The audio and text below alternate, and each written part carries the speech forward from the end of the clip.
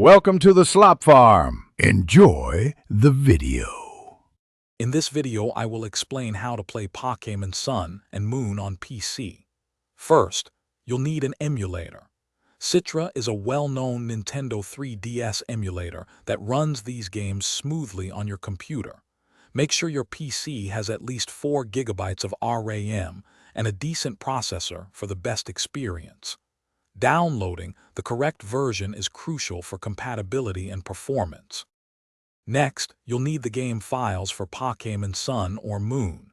It's important to obtain these legally, for example, by dumping them from your own 3DS cartridge.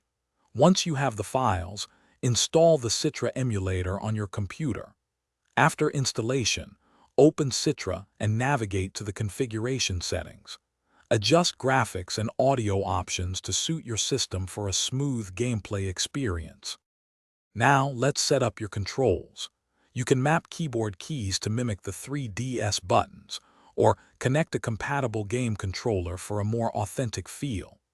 Citra also offers enhancements like increased internal resolution, making the game look much sharper than on the original handheld.